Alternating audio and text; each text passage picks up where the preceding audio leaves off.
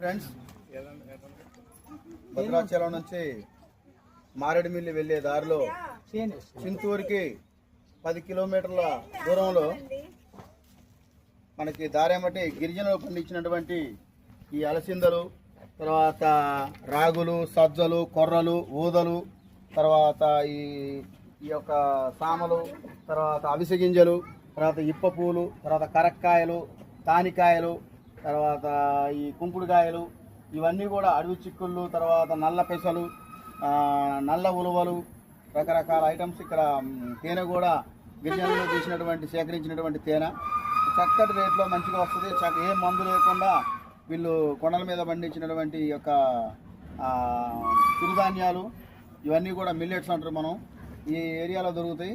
కావలసిన వాళ్ళు పోయే రోడ్లో ఆగి ఒకసారి విజిట్ చేసి కొనుక్కున్నట్టయితే మీ ఆరోగ్యానికి మీకు మంచిగా ఉంటుంది.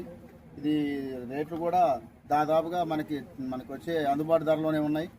ఇది చింతూరు నుంచి 10 కిలోమీటర్ల దూరంలో మారేడుమిల్లి పోయే దారిలో ఉన్నది. మీరు దీన్ని గమనించినట్టయితే స్టార్టింగ్లో ఉంటుంది రైట్ సైడ్లో. బాయ్.